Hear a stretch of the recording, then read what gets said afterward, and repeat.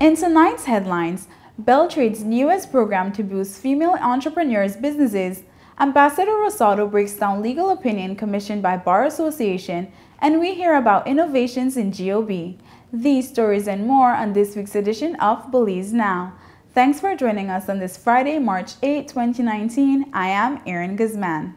In January, the Bar Association of Belize announced that it had commissioned the services of an international law expert to provide an independent and updated legal opinion on the Belize-Guatemala territorial dispute. And on Friday, March 1st, the Bar received the final document.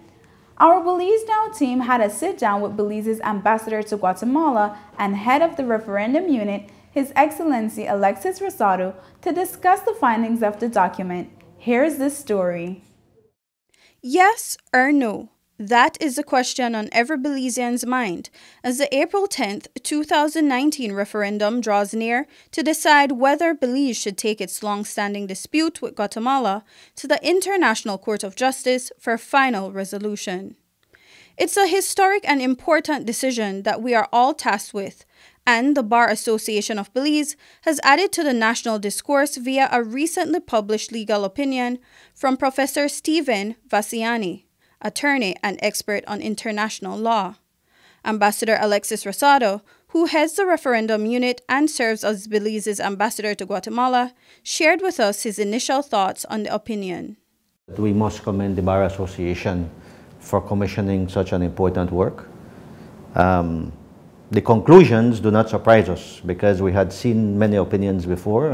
Extensive research and studies have been done not only by Belizean lawyers, by other independent international law experts like Professor Vassiani, and they have pretty much reached the same conclusion. So we welcome it as an addition to the extensive literature we have on the subject. So what exactly does the 52-page document say?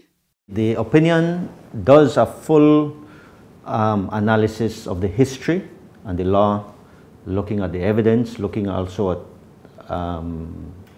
jurisprudence of the International Court of Justice, and how the court would itself look at the dispute should we end up in court. And the conclusion that he arrives at is, in essence, that whereas there is so much of history and so much legal issues to look at, in summary, Belize's case is very strong. In his conclusion, Professor Stephen Vassiani notes the strengths and possible weaknesses of Belize's case, many of which still cause much concern for voters heading to the polls in April. One such concern that he addresses is that of the validity of the 1859 treaty. The other point that he says might be a weak point is that Article 7 of the 1859 treaty may be found to not have been fulfilled by the British, in which case then the British would have breached the treaty. And the effect of such termination that Guatemala would have a right to would be then that whatever applied prior to the signature of the treaty would be what would we would revert to. But he had already said that it is the British who owned and had title to Belizean territory prior to the signature of 1859. So then we would just go back to square one, to British ownership. In that case, the boundary would not be affected at all. But would Belize need to compensate Guatemala for this breach of Article 7? The remedy would be for Guatemala to go at the British and seek some kind of remedy from them that would be equal to the damage that they would have been done, but by the British. So it would not amount to Belize giving anything to Guatemala, because at the end of the day, the boundaries would not be affected, nor the title of Belize to our territory. The Sarstoon Island and River have been the center of much controversy as it relates to the Belize-Guatemala dispute in recent years. In his legal opinion, Professor Vassiani also addressed this, encouraging Belize to continue its protest against incidents that occur in the area to prevent any change in its legal status. Everything that happens in the Sarstoon that Guatemala shows some kind of aggression, some kind of unfriendly act, some kind of violation of our sovereignty and territorial integrity, not just in the Sarstoon, anywhere in the territory of Belize, we protest immediately. That has never stopped, and it will continue to be done. Ambassador Rosado says that Belize is not alone in its protests and has had the continued support of the international community on this issue. When the Africa, Caribbean, Pacific group of countries meet at the foreign ministers level, at the heads of government level, they also put a protest to Guatemala and calling on them to engage with us to develop confidence building measures on the Sarstoon and to respect the boundary as established in the 1859 treaty. The Commonwealth does it, CARICOM does it. So we're not alone in this. And yes, we will continue protesting, and we feel very strongly that we have crossed all our T's and dotted all our I's when it comes to this issue. With no certainty of what the Guatemalans will claim if we go to the ICJ, Belizeans are also concerned about possible surprises in litigation. To this, Vassiani says both the British and Guatemala archives must be fully surveyed to avoid such a scenario. Ambassador Rosado says that he is unfazed by this since, along with the Archives Department, in-depth research has been done in archives at home and as far as in Spain. Extensive and thorough research has been done over the years, for decades. The British, since 1937, first proposed to Guatemala to take this matter to the court. They would not have made such a proposal if they did not have the full evidence on their side. And since then, as you know, we have been dealing with the Guatemalan claim for so long, for decades, for generations.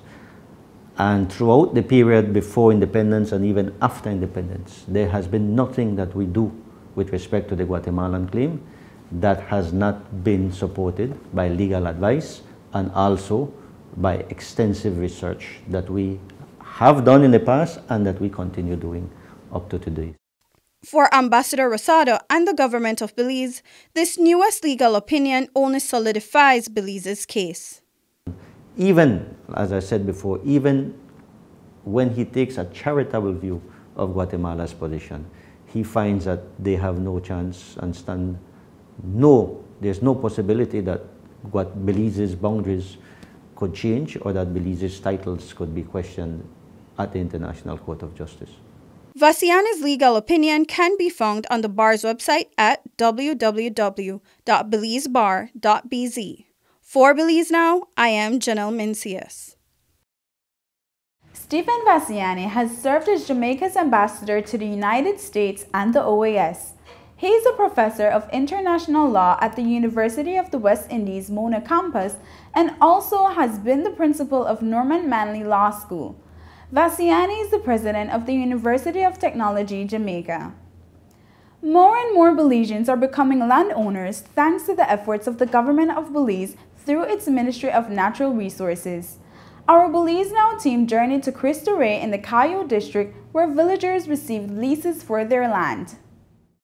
Residents of Cristo Rey village in the Cayo district gathered at their community center on Wednesday, where some 91 members of the community received leases and applications for purchase of land. For Minister of Works and Area Representative for Cayo Central, Honorable Rene Montero, he is delivering on his promise to his constituents. This is part of my mandate that I promised the people that because everybody was living here and they have their houses, but they never had no title to their land. So that's why today we legalize it, and now everybody has a piece of paper that indicates that that land is theirs. Also present for the occasion was Minister of Natural Resources, Honorable Ugo Pat, who was delighted to have the opportunity to officially give the residents of Cristo Rey a part of Belize to call their own. An initiative that we took is that we said, look, there is no reason for people to come to the lands department or to visit any department within the country. We wanted the lands department to go to the individual communities. And so the community of Cristo Rey here in the Cayo district is one more community where that commitment has been fulfilled. One point that Minister Pat made particular emphasis on is the transfer of land. He says that the ministry has noted a particular trend in this process.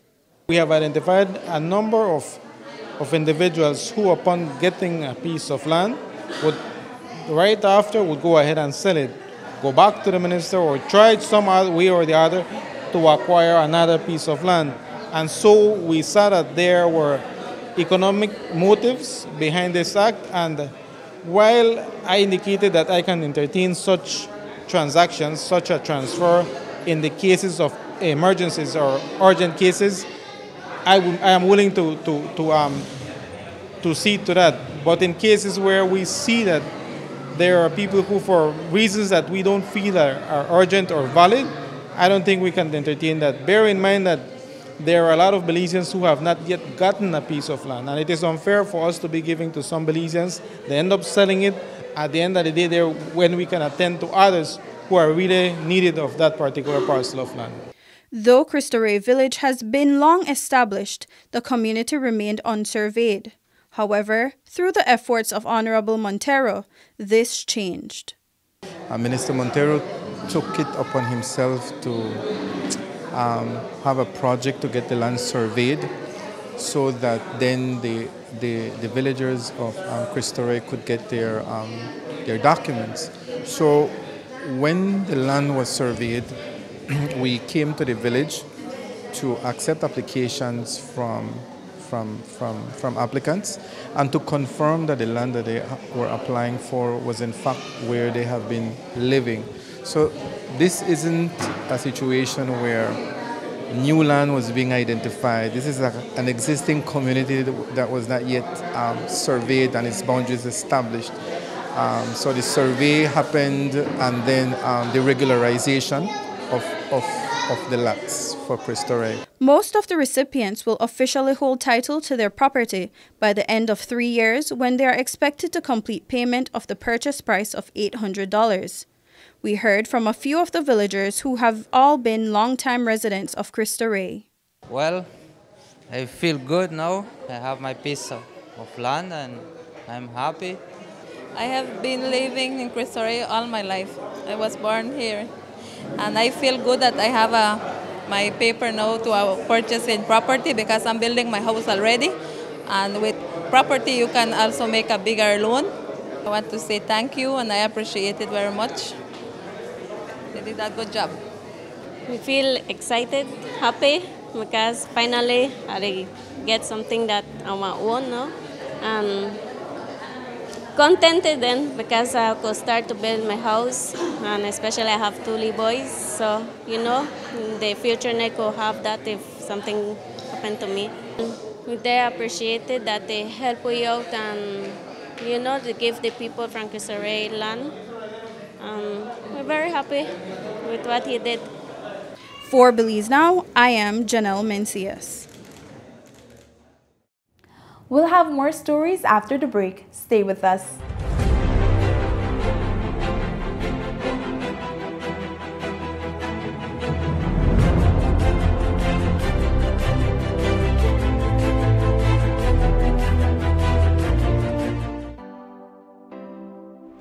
Voter registration continues countrywide at the Elections and Boundaries offices.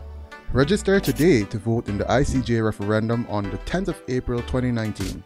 For registration information and locations, visit www.elections.gov.bz. True or false? Belize has a great chance of winning at the ICJ. True. We have the 1859 Treaty, the 1931 Exchange of Notes, and the fact that we gained independence in 1981 after over 150 years of owning from the Rio Hondo to the Sarstoon. Guatemala never occupied any of Belize. All of these things are 100% in our favor, and the ICJ will consider these when making their decision. Be informed. Visit our website and social media pages.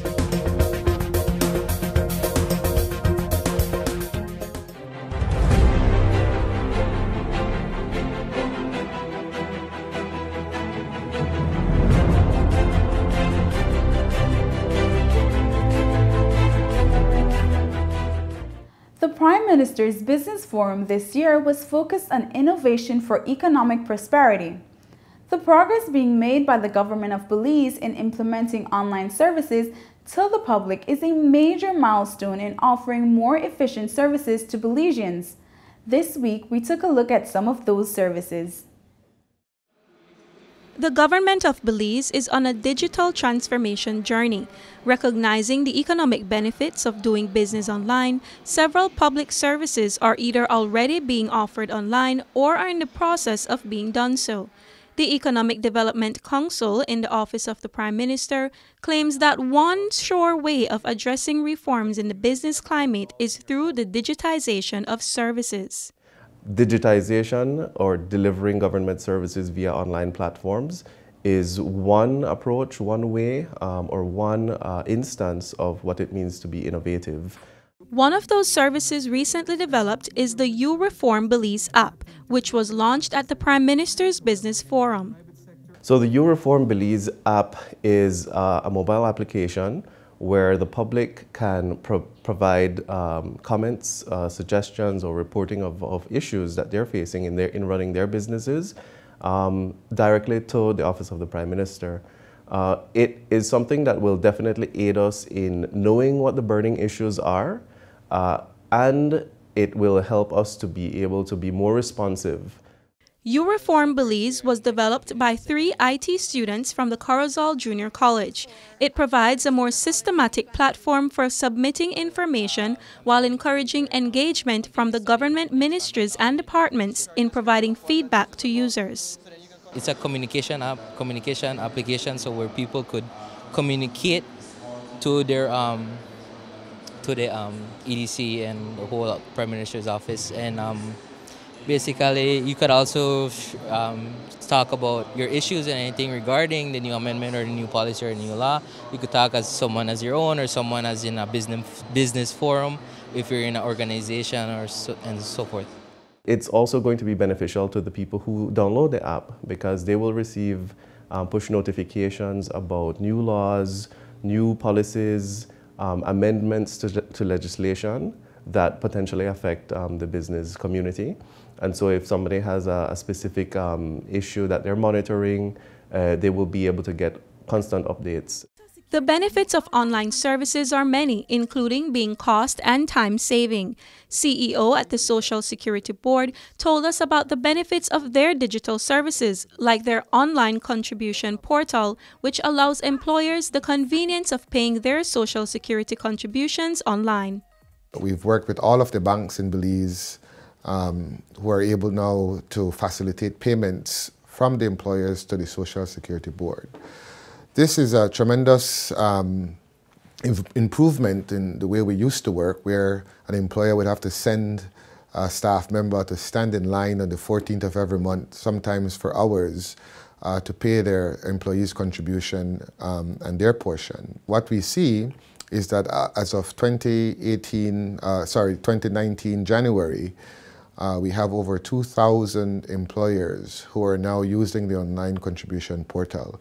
This represents about 38,000 employees, or about 45% of all of the monthly contributions that are paid. It minimizes errors. It makes sure that the data is of high quality because of the business intelligence tools that are built into the platform. The SSB's other online program was the payment of all benefits to insured persons via direct deposit. This came on stream in October of 2018. Through the central bank APSS system, we're able to get payments within 3 days to any insured person, regardless if they're banking at a bank or a credit union. For us, it's efficiency. We are now doing, last year, January, we were cutting about 6,000 checks.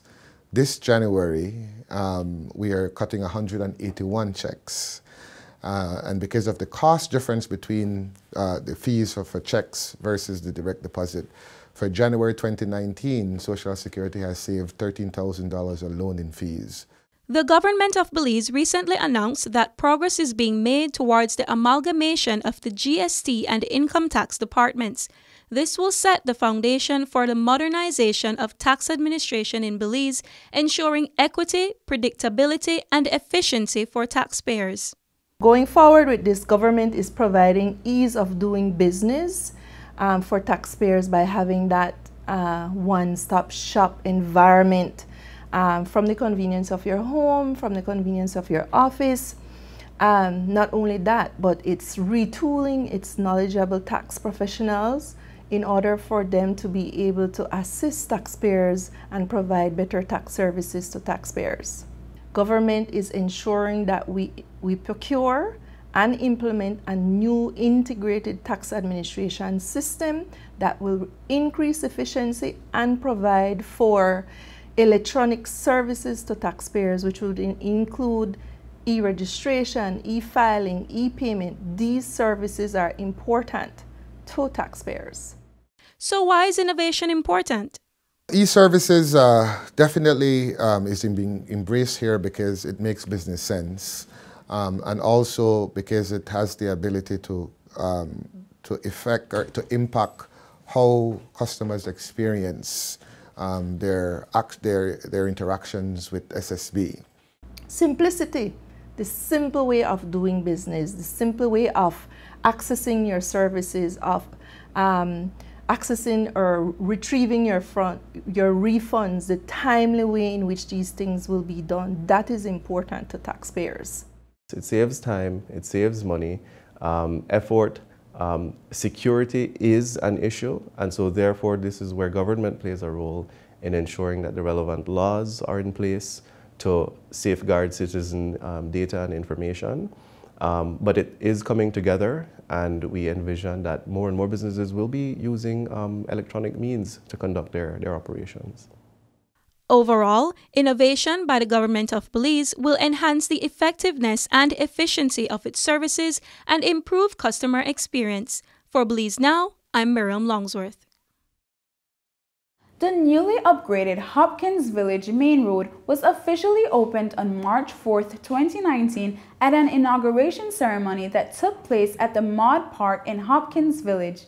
Janelle Rodriguez has more on the inauguration.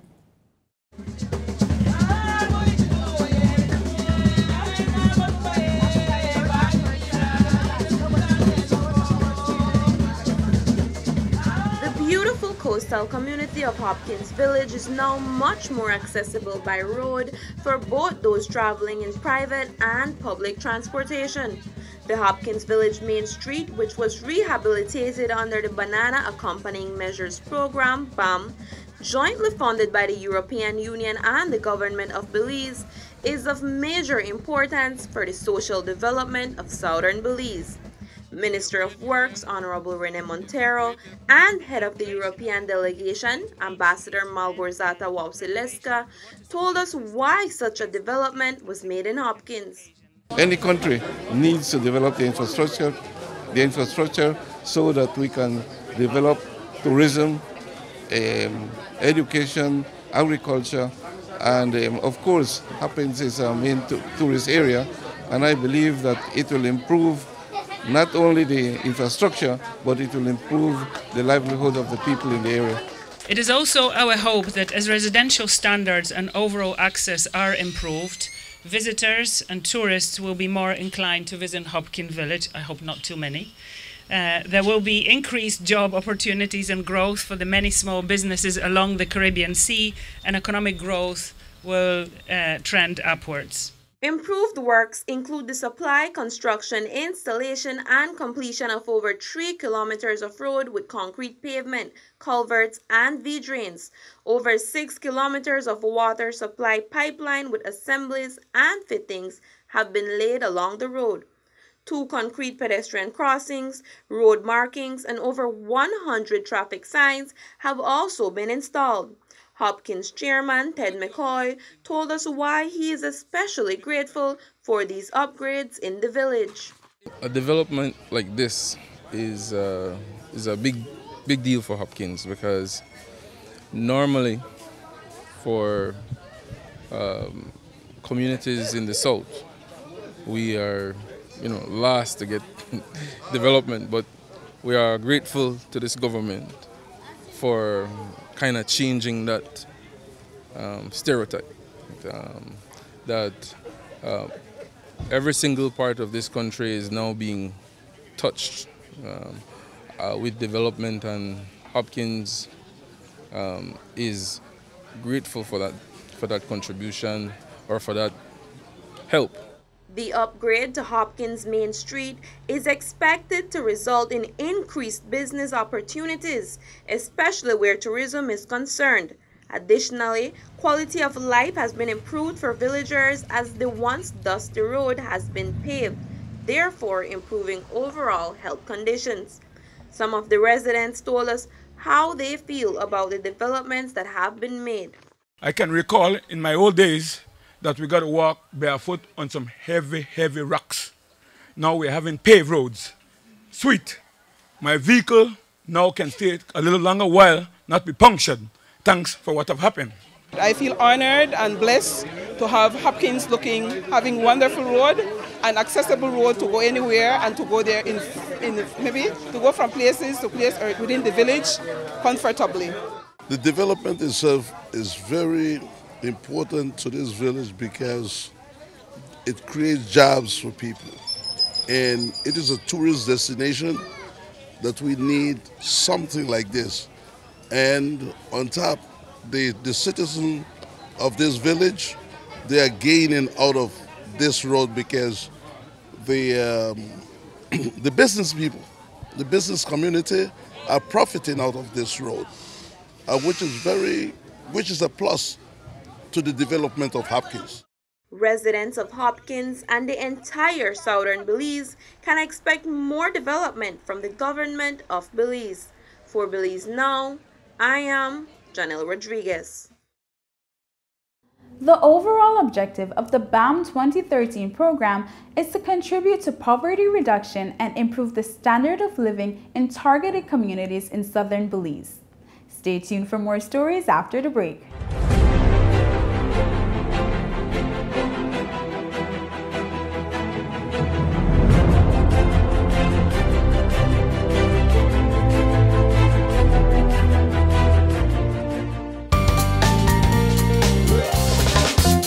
True or false? You can vote in a referendum even if you don't register. False. You must be registered to be able to vote. If you want to vote in a referendum, register by March 10th, 2019. Be informed. Visit our website or social media pages.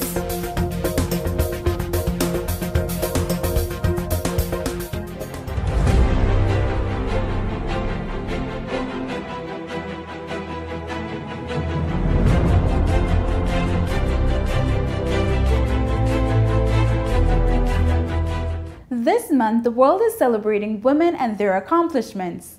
Janelle Rodriguez has the story of a group of women who are boldly facing the world of business and, thanks to Beltraide, are gaining the necessary skills to improve in their ventures. Women have long been known as great mothers, wives, and caretakers, but they are increasingly taking on the roles of doctors, star athletes, government officials, political leaders, and entrepreneurs. Recently, there has been a growing number of Belizean women who have taken on the challenge of opening and running their own businesses. I started off by doing toddlers' clothes, and then I worked my way up on making casual dresses and event dresses. Now my main focus is custom bridal and gowns. What I do is create high quality coconut oil, and I transform that into different hair and skincare products and also coconut oil for consumption. What we offer is a variety of services within the accounting and bookkeeping services. What we have is that for the accounting, we offer audited financial statements, certified. We work along with a certified accountant. We also offer bookkeeping when it comes to training for in-house accountants for businesses. How to do the basic bookkeeping so that the records and the reportings are proper, so that I could help businesses make their financial decisions and their next step to profitability. I make sustainable art fashions. For example, I make shoes from car tire, recycled from car tire, and also from the straps. The straps are made from recycled bike tubes and car tubes. I also use those straps to also make earrings and also bracelets and jewelry as well. I also recycle plastic bottle. So these, like what I'm wearing, are plastic bottle jewelry, which is actually sustainable fashion. Starting a business may not be an easy journey. It may require time, effort, and financial investment. So what inspired these women to venture into entrepreneurship? I've always been really creative, and I've had several jobs, but somehow I felt like I couldn't fit in the normal 8 to 5 job. So on my free time, I used to make clothes for myself and my friends because they would do pageants and their budget was very limited, so they wanted these extravagant dresses. So I was able to make them for an affordable price, but yet look really great.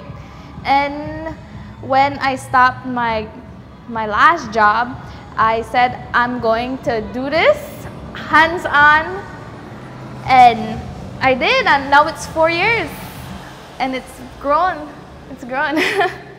From when I was in high school, the teacher had saw in me that accounting was one of the things that I was good at, and it was just something fluent in me, something that I loved and enjoyed doing. It's not, a lot of people when they think about accounting, they think it about the difficulty, about numbers, not understanding it. But me, I can tell you a story behind those numbers, and then we could make decisions. I wanted to make fashion be a conscious impact on what we do in our environment as well. So by recycling the products that we have and creating a business as well. We asked some of the women what is most rewarding about entrepreneurship. I have a little nephew and he's like so sticked on to me. So I have a lot of time to spend with him while I can do my work and yet be creative and have that freedom with the stuff I make. I think that's one of the most rewarding part of being an entrepreneur, the creative freedom.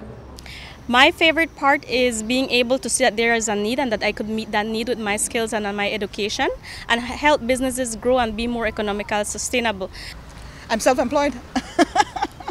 By becoming entrepreneurs, these women have found a way to create opportunities for themselves, and the Belize Trade and Investment Development Service, Beltraide, is providing a 6-month training that will further help them in building their businesses. The project, entitled the Female Entrepreneurship Program, FEP, which is the first of its kind for Belize, is designed exclusively for women with the goal of improving and strengthening their leadership and business skills. Christine Smith, manager of Belize Training and Employment Center, BTEC, told us more. The objective is to provide participants, female entrepreneurs, with training, professional development, business development that will allow them to grow their business. We're doing the soft skills, if you will. So we're looking at goal setting, business goals, leadership, time management, conflict management, things that entrepreneurs need to have as a skill because they will be interacting with persons throughout their business. Some of the entrepreneurs told us how they will benefit from such a program. It will be a great help. Like I mentioned to you, I don't have any background in business. So being able to manage my business, like the marketing and the savings and the product price, they will help me with that so I can have a better understanding about the business so I can grow. Because one thing is having a pretty dress and the next thing is being able to sell it and get profit and pay myself and expand the business. A course like this will actually benefit my business because it empowers me with more information, and it gives me a different way to reach my target market and actually to sustain my business on a longer term.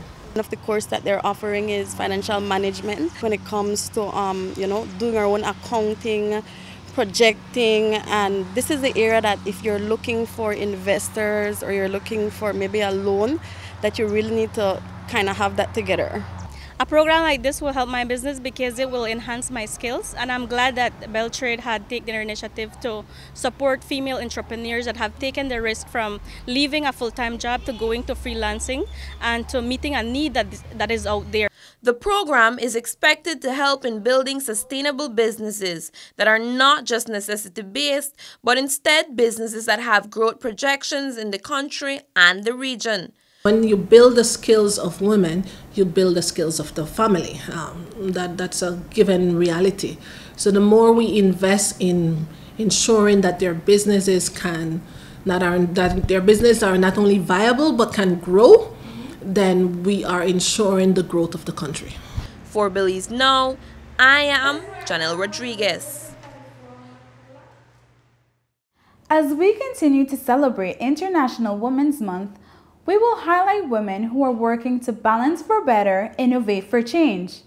Today, on International Women's Day, we close off with a short message from the Special Envoy for Women and Children, Mrs. Kim Simplice Barrow.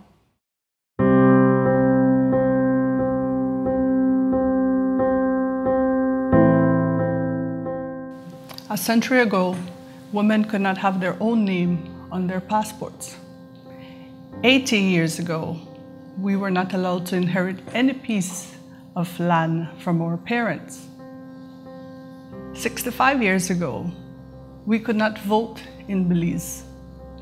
50 years ago, certain institutions of higher learning around the world denied us an education because of our gender. In 2019, women have employment positions that their great-grandmothers could only dream of. We are no longer expected to limit ourselves to the home. More importantly, milestones such as receiving a higher education is now a reality for many of our girls. Today, on International Women's Day, I join the rest of the world in celebrating the many breakthroughs accomplished by women and girls. But even as we celebrate, even as we take stock of the many positive strides that have been made, we are ever mindful that we are still a long way from achieving gender equality and equity.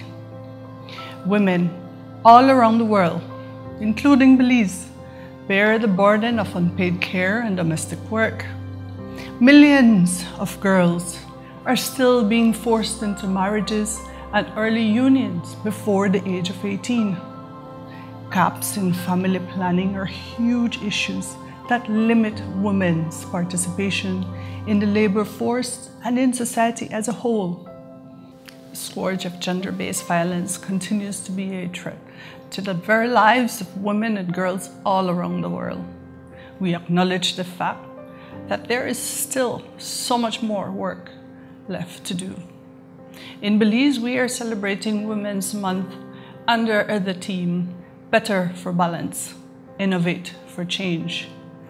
The ambitious goals we have set for ourselves and our community require advanced thinking and creative approaches. It requires that we plan for the future. Presently, women are vastly underrepresented in the areas of science, technology, mathematics, and engineering. Empowering our females and ensuring their increased access and participation in these fields is a vital step in achieving a gender-balanced world, enabling them to bring their ideas and experiences to the forefront of designing and implementing the innovations that shape our future societies will bring great changes to our drive towards equality. It is time we take advantage of this technological era and use it to break down the remaining barriers that still prohibit us from the gender goals we set. As a special envoy for women and children, I would like to take this opportunity to reiterate my pledge to the Belizean community that I will continue to advocate on behalf of women and girls who cannot yet do it for themselves. To all the young girls who are watching this, never for a second doubt that you have the potential to accomplish any goal you set. The sky is the limit when you dream big and work hard.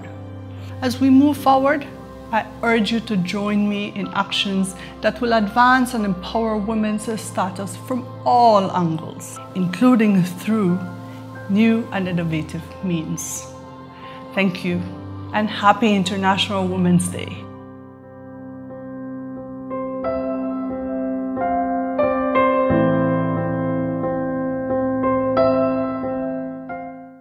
And that's it for this edition of Belize Now. If you want to provide feedback or send in your comments, please feel free to email us at info@pressoffice.gov.bz or visit our Facebook page and let us know what you think. We look forward to hearing from you. From all of us here, happy Women's Day. Have a great week. Until next time.